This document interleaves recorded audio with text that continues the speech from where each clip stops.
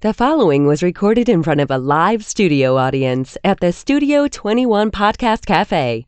This is the United Podcast Network.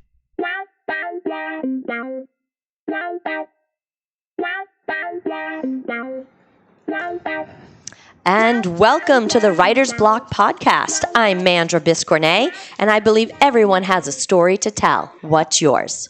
I'm Deborah Monk, encouraging you to find your creative voice. And I'm Shelly Devlin, inspiring you to find your why. We are streaming live this morning from the Studio 21 Podcast Cafe. And first of all, it's great to have everybody here together. I feel like it's been a bit. And we have a really exciting show for you today because Shell and Deb, you finally made it to Harvard. We did. We paid a lot less than people. Tickets. We did buy some tickets. We paid a lot less than the tuition of Harvard. Everybody pays to go to Harvard. It's just a question of how much do you pay. Correct. We paid like $40. $40 to go to Harvard and see Elizabeth Gilbert. Yes. But we really felt like we were going to Harvard. Like Well, you told felt like yourself we were that. Harvard people. Yes. We were on campus. We psyched up. Did all you put the way the tweed down. on and the? Oh, Jonathan's rolling his eyes. He's already bored. There was Jesus there was God. a picture of someone drinking tea with their pinky up. They were very fancy. That's right. Yeah. So you guys went to see Elizabeth Gilbert, who, as most of you know, is the author of Eat, Pray, Love, and her new book, City of Girls, explores promiscuous women of the 1940s. Showgirls. Yes. Fanciness. So tell me about the presentation. Well, I had never been to a traditional book signing before. I think I never have been to one. No? Because Well, and they went, and this, I guess this wouldn't be considered totally a book signing because she gave a talk for about an hour. Right. And it was in the church. Right. And the kind of fun part is we got there early because we knew it was open call seating. Because you were so excited you were going to Right. Harvard. We were so excited. We were like in the car like two kids, like and it was ready more to go. Elizabeth Gilbert than Harvard, but yeah, Correct. we were very excited. correct. And so Shelly drove us in and we get there and we walk around the campus and we find the place. We're the first ones there. So the first urge is for us, my first urge was because it was raining out. And so instead of standing in the rain for an hour and a half before the doors opened, I thought, well, let's go get a cup of tea. Well, And then, my urge was I had to pee, so I was Right. like, all right, well, That's a good probably a good idea. idea. All right, so you killed an hour. No, we didn't. No. No, we didn't, because then people started coming, Oh, you Before we left. and then we made friends. a girl and her mom, a charming girl, Marissa and her mom. And we realized, we're right first in line right now. So you They're stayed. second. Yes. And if we leave, by the won't time be we come first. back, right. And it's open seating, and we realize we want to be close. So we stayed and we guarded our first place seats. Okay. And then when the doors finally opened and then the line started getting longer and it's But winding wait, then all Deb around. was being Deb, because as we met friends, then she pulls this girl's entire story, which is pretty cool, out of her. And I felt like I wanted to take notes so that Deb could, it was material for a book. Where was that? She did this walk to You were Jerusalem. doing your research. Yeah. Oh, she was her new book. I was kind of recruiting a writer. I think that she could write this story. She went on a 200-mile walk through Jerusalem. Yes. She was fascinated. Like she almost did her own Eat, Pray, Love. So would you say Amanda's this gonna was keep a us on book track. signing or not, or like a talk? Oh, it was What definitely was a it talk. billed It was a as? talk, but Okay. that was kind of, we talked about it later, that it was a little bit disappointing. I don't want to Okay, say Elizabeth. that's Elizabeth, that's not the interesting. word. Not the word disappointing, well, first of all, she's doing a talk in a church Yes. at Memorial Church in Harvard. On Her book is promiscuous about women. promiscuous It's about women, sexual, right, which and their, is and their sexual hysterical, escapades right? in New York We're City. in a church. I'm And afraid you're- we're going to get struck by So lightning. there's some inside. irony there. That's Mhm. love. That's For great. sure. Yep. And she, Well, it was about an hour long, and she broke it down into 3 parts. Right. The first part she did was she talked about the research, which we both we that found I fascinating. loved. And she's so natural and comfortable that, when you're sitting there, you almost feel like even though you're with 200 people in the audience and she's up on stage, I've kind of felt like almost like you're just sitting having coffee with her and she was telling you about her writing process. Yes. So Yes. very, very natural, very gentle soul, comes across beautifully. I think there wasn't a peep in the church. Like I would have listened to the first part for Yeah. the whole entire thing. Yeah. What did she say about her writing process Well, and the research? The first part was the best. So the second part, let me just tell you, the second part was she read, She did a reading. She Like did she a read reading. the first 2 chapters, I think. Yeah. Roughly. which was a lot. It was a Yeah. lot. And then the third part, which was kind of our least favorite, was the question and answer. Now, you'd think that would be good, but It's too sporadic. If you're it's a going question about to this see and this. Elizabeth Gilbert, you either want to be her or you're somebody that's similar to her. And most of the people that were asking questions wanted to be her.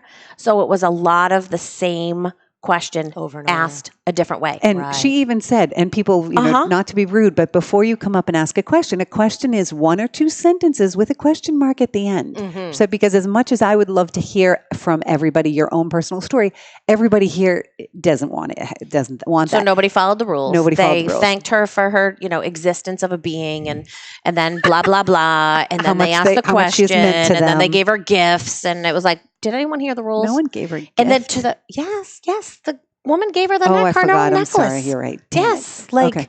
but the question was the same question to the point where Elizabeth Gilbert herself said, the woman said, "So, well, this is how I'd answer your question." Liz says, "I would repeat what I just said, To the and last then person. I would repeat what I just said before, God, and that's then I great. would repeat again what I just said."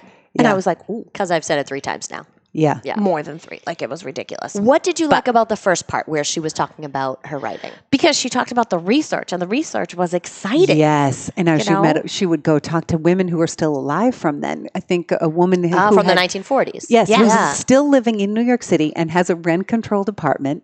And 93 years old. the stories that didn't make it into the book that this woman told her.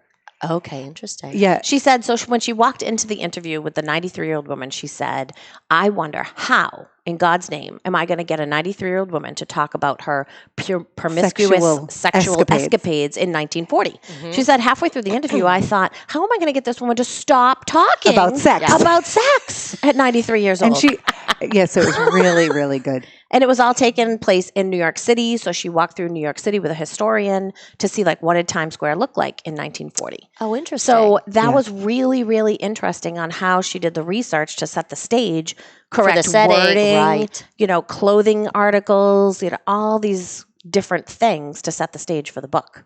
that's was some amazing. serious research. It was serious. Which is that 4 years? Well, yes, but also that her partner had died during that time, had been diagnosed, and so she left her husband and went, and so she had quite a And again, for her to do this 6 months right. later, she had passed 6 months ago. From So when we saw she was her. married to the man who from Eat, Pray, Love. Okay, yes. And then she had a best friend, Rhea, and Rhea called her and said, just a couple, 2 or 3 years ago, said, "I've been diagnosed with pancreatic cancer." And Elizabeth realized, and she told this story. It was so beautiful. She said, "I suddenly had this vision of Rhea dying without me ever telling her how much I loved her." And so she said, so the very next conversation I had was with my husband. And I told him I had to go be with her. And so she divorced her husband and she went and married Rhea. And then she and Rhea's first wife and ex-girlfriend were the 3 that helped her through the very awful experience of dying of pancreatic cancer. So she did die. And then she had started this book, completely put it aside when that call came. I mean, everything in her life came put to it a on halt. hold. Right. Right. And then she went back to this, and this was kind of cathartic and helped healing her. healing. Yeah. I don't think I could have done it. I don't think I could have stood up there 6 months later and even talked about it. Well, but you have to realize now it's been more time. No, it's been 6 months since she passed. No, it can't be. Because she couldn't have written this book and gotten it out. No, she started the book, took a break, and was finishing the book. Yeah, I looked it up. Okay. I looked it up like it was fresh. It was like fresh memories.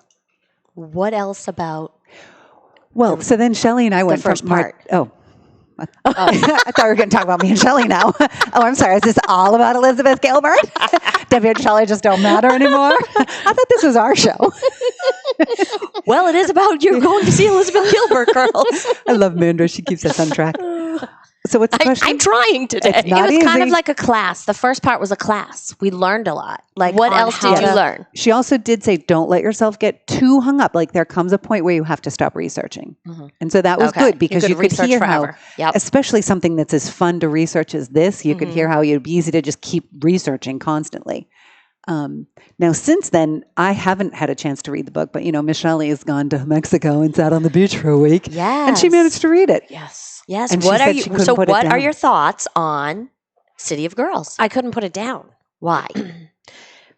Because I mean, I definitely think it's obviously a woman's book, you know.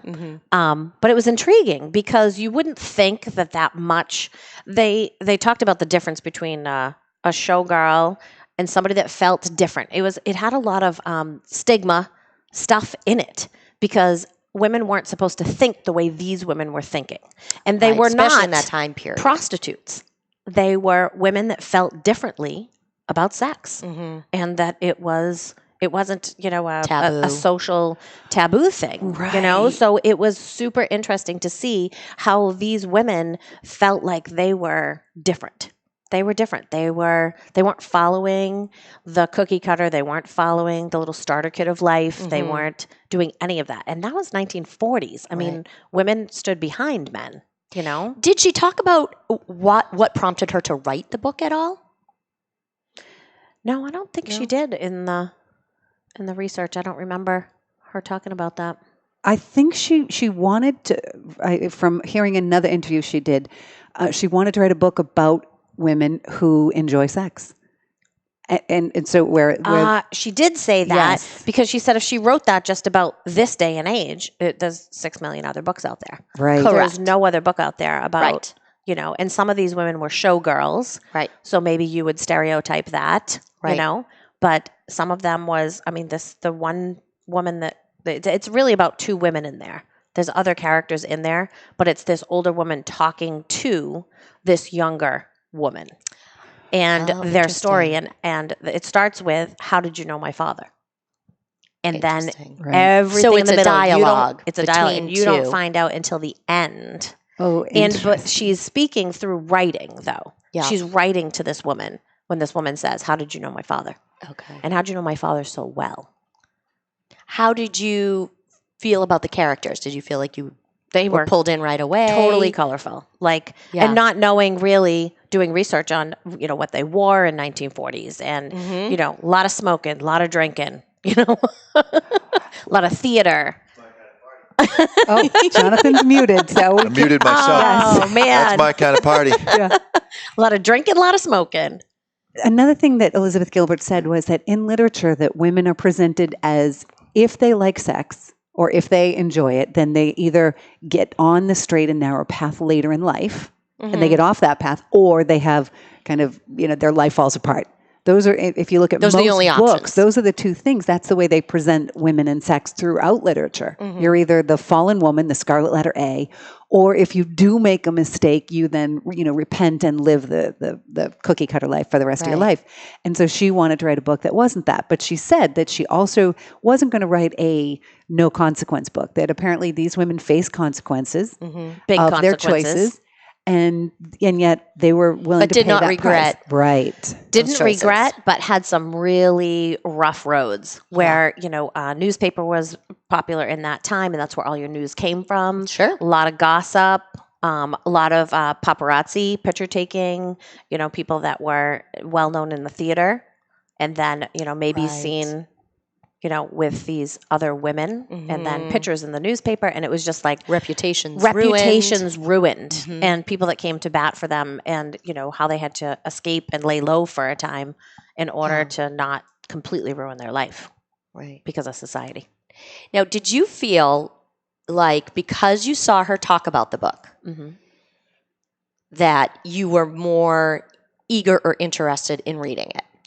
You know, because that's kind of what it's I supposed hear her to do, voice in my right? truck. I mean, like I play Eat, Pray, Love and Big Magic in my truck. Like that's my CD. That's just nonstop. So I hear her. She's in my truck all the time. So I loved hearing her voice again, like live and in color, like 3 feet away from us. Yeah. Like there she is. So you did it as an audiobook? Did you read it as audio? No. But listening you mean live? audioed her. And then when I saw her live for this book, you know, that was kind of cool. So maybe, but I also brought 2 other books with me on vacation that I love those authors, and I wasn't able to get into those books where I couldn't put this one down. Well, because I wonder if that you felt you had a little bit more of a connection. You'd heard the backstory on the book, the I don't think, the because research. it's a pretty big book. I don't think that would keep either one of us, and I haven't read it yet, but it wouldn't keep us interested. It would get us to pick it up and to start it. I don't think it would make us finish it and say, well, that was great. Correct. It definitely rolled. I mean, Yeah. my husband would say to me on vacation, he's like, okay, so are we going to go to breakfast? I'm like, one more chapter. Just hang on. Hold, please. I'll meet you down there. So it totally hooked you. It did. Yeah. It did. It was very intriguing. Very fun. And I do think there's no question that the accessibility to authors that we have now that we didn't have 20 years ago does. I mean, we were already big Elizabeth Gilbert fans. We both, we know I went to Bali, and when I went to Bali, I went and sat in front of her guru or his son, because the father died from Eat, Pray, Love. So we certainly are already Elizabeth Gilbert fans, diehard fans. But seeing her in person, being so close that you can almost touch her it's a different world. And I think it's an important part, because the reality is the whole time we were there, and it's not even like me, but our tickets were barely more than the cost of the book. So that's what I'm wondering, right? Like, she's doing this presentation. Yes. And she did a whole tour. I mean, she went to Germany and Ireland and She was in London like the next day after we saw her. She spoke for an hour. Granted, a portion of that was reading from the book. Yep. The tickets were not a crazy price. No, So barely more than the book. So I'm sure it's in her contract that she's, being taken care of. Obviously, we're not worried about her financially, but I do not worry about Elizabeth Gilbert at night, whether or not she can pay her bills. I think she's probably she's good. fine. Yeah, she's good. Deb only has one shoelace for her shoe. I'm a little more. But anyway, but so we're not sure how. Theoretically, the cost of the ticket was the cost of the book. Right. So, not that I'm sure she's fine, but she wasn't technically paid for that appearance. No, she's paid indirectly through the whole thing that she does. And by doing this, I think it does keep her readers completely This is definitely engaged. pushing marketing. You're not going to go to a signing where you can or cannot buy the book, your choice. You buy the ticket, you get the book. So in the long run, the sale of the book is done. I mean, how many people were in that presentation? It's a fairly small church, so we figured, what, 250? Yeah. Okay. So, I mean, immediately in one night, you've sold 250 books. Done. Right. But those 250 people were going to buy it anyway. I don't think so. They were I think if your ticket those includes 250 a book, were. my book signing, my book launch will include a book. That's the with your ticket. Oh, that's a no-brainer. But we went to martinis and bruschetta and pasta afterwards, because we had our little social At a restaurant that was on the corner of Story Street. Yes. Are you isn't kidding that me right perfect? now? Yes. I made Deb stand next to the street sign and take I a picture. forgot. Did you get? Story you Street. send that to me. I'll send it to you. So we were talking about, because we know Shelly's going to do a thing like this. Right. So tell me. Well, and so I felt like we really learned a lot From a presentation. from a presentation Versus standpoint. a performance. Okay. Right. That we felt like essentially this was an elongated book signing. A regular book signing, you line up. I've done it where I sit at a table, people come up, they buy the book, I sign it, Yes. I talk to them for This 2 was like seconds. a short speaking and then they engagement. move on. Book signing. Right. This was sort of that, but much longer version. She had pre-signed the book, so it isn't like you got to go up and have each book signed in the moment, because that would have taken the whole time. Right. Yeah. Because Deb would have touched her. Yes. Oh, I would. Yes. Yes. I would have tried. But so this was an exaggerated, per se, book signing. Whereas what Shelly wants to do is more like when we went to see Jan Van Zandt, she did a performance on stage. How was that different? So It was completely different. completely different. And completely isn't enough of a description from Mandarin. I know. So with the performance, you felt like you had been hooked up to a battery charger. You were electrified when you left there, and that stayed for days. And it also, for me, that could stand on its own.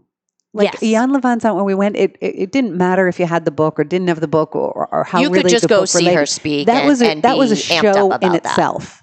Right. But she you had did get the book with the ticket as well. Okay. Yes, which is definitely good marketing. Right. I completely agree with Versus Liz, we kind of felt like we were there at a book signing. We were at a book signing. We felt like we were. She was her reading friends. from the book. We were having coffee with her, but I wasn't like geared up to save the world. It was at the end. all about the book.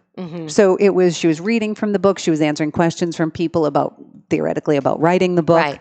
And then it was about the research of the book. So it was completely, that's what it was about. It was a talk about the book. Whereas what Shelly is going to do is just More. like Iyanla did, Right. is going to be way more. And it really is helpful. It made me realize going into it, knowing what you're trying to do. Right. Because is neither so one is important. wrong. No. It's just different. And which one is going Right. to really work for you? And which one do you want to kind of. Right. One, you're entertaining people. The performance, Yes. you're entertaining people. Yes. And you're not going to do it in a church in Harvard. Probably You're not. going to pick a different venue and you're going to be Mhm. on. Mhm. This was more a conversation and a book signing with a little backstory. Right. And I think you have to think about too, what are you good at? I think that Shelley would have to be like Iyanla Van Zandt. Yeah. And you would be like Elizabeth Gilbert. Yes. And I think it's That's knowing, right? Yeah. I didn't think of that until I'm yeah. sitting here. And then I just that's disappeared. brilliant. I just disappeared. I'm just in the front row for both of you. Yay! Listen, if I'm giving a book signing at Harvard, I feel like I've made it. So. Exactly. Oh, geez. Well, ladies, I'm glad you went and had a good time. Thank you so much for sharing with us. And thank you all for listening. Be sure to check out the Writer's Block NH Facebook page and the Writer's Block podcast on your favorite podcast catcher. If you'd like to hear this episode again or share it with a friend, you can head on over to the UnitedPodcastNetwork.tv. That's UnitedPodcastNetwork.tv. May you be inspired and empowered to tell your own story.